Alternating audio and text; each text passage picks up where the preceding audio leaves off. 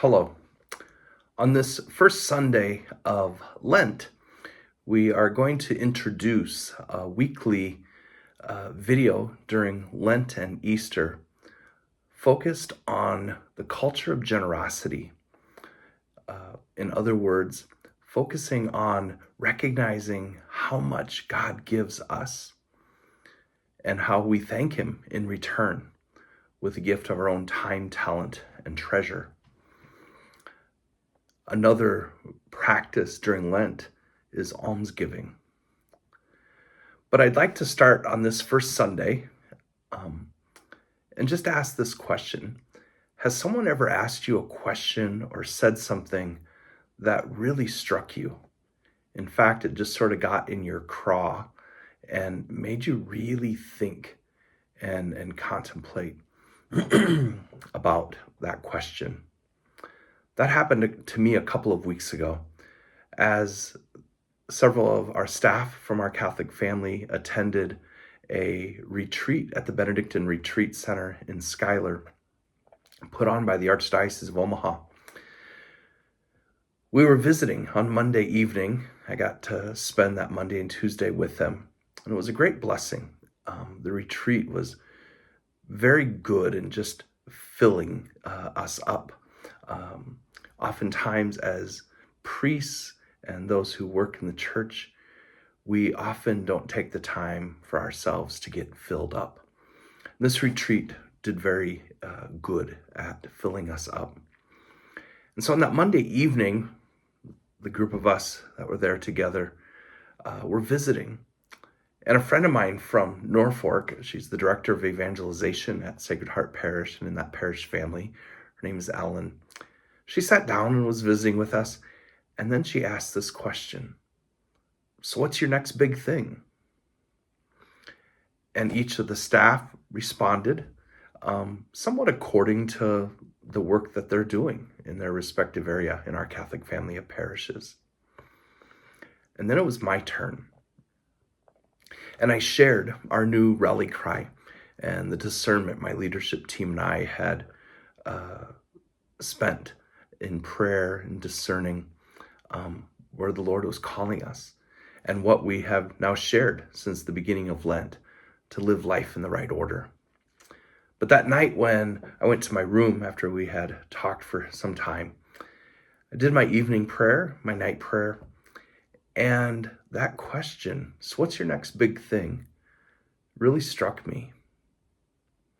What struck me is, as a pastor, we're always given our assignment in a term of years by the bishop. And in my current assignment, I have 4 more years starting this coming July 1st, 2025, based on the current situation and what the bishop has assigned me for. Now, things can always change, but I just started thinking, what's the next big thing in these 4 years? For me, I have a desire as a pastor to leave our Catholic family of parishes, whenever that time comes, in a better place. Meaning, not that it was in a bad place, but as a pastor, we always want to desire to help the people grow in their faith, to grow in their involvement and their desire to be a saint. And as I started thinking about that, I really have a desire for the next big thing following our new rally cry, live life in the right order. I so desire the next pastor to experience a vibrant and thriving family of parishes where the people love Jesus and they're living their life out of that relationship with Jesus. That we experience a fostering of vocations to marriage and priesthood and religious life from our family of parishes. I also desire just a common desire of all of our parishioners to want to be a saint, to want to grow in holiness and become the saint that Jesus desires them to be. Additionally, though, I also recognize I might be the odd duck out. I love my vocation to the priesthood. I love my assignment. I love being pastor of our Catholic family of parishes, and I love each of our parishioners, regardless of struggles and trials. I love where I'm at, and I would never ask for anything else. It's a blessing to be here.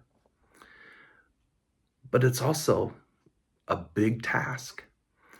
And I don't want any future pastor to feel overwhelmed or consumed by the administrative side. I am blessed with awesome staff. But I also know that sometimes, whether it's the many moving parts, whether it's religious formation or grounds and facilities, or whatever it may be that needs attention, I know sometimes it would probably be overwhelming for a lot of people, particularly the finances. That being said, the next big thing, I think we need to talk more and invite more of our parishioners, more friends of our churches and parishes to remember our churches, our parishes, our Catholic schools in their estate planning. Right now in the United States, the greatest transfer of wealth is taking place from baby boomers to nonprofits, charities, as well as to their family members. And that being said, we have to share our story and invite people to consider, to remember the churches and their schools in their planned giving, in their estate planning.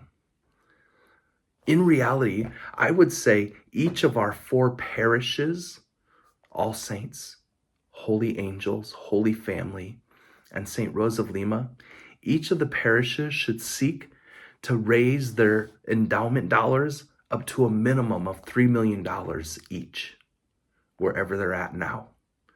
And our 3 elementary Catholic schools should each seek to raise their endowments, wherever they are, up to $3 million. Now, you might hear that and think, this guy's crazy. He wants us to raise $18 million. I'm simply saying we need to be looking out for the future. Sunday giving is not going to support the great work that is going on and needs to go on in our parishes and schools. The reason I say $3 million, at 5%, $3 million would generate $150,000 of operating dollars each year in perpetuity. That's the type of planning we need to put in place. And I really feel in my heart that the next big thing for me to help put in place for the next pastor, so they're not overwhelmed by the many moving parts, but experience a great family of parishes that is thriving and vibrant in the faith, but also has a good administration and a financial base that it can do the things it needs to do in a less stressful way. So I invite you to start praying and just considering, how can I build that future in my own journey of faith, in my own planning, in my own gifting and almsgiving? Am I remembering my church, my parish, my school? That's the next big thing that I desire to help the next pastor, whenever that may be, experience a beautiful, thriving, and vibrant family of parishes, as I do now. But let's make that even better for the next pastor. God bless you, and happy Lent.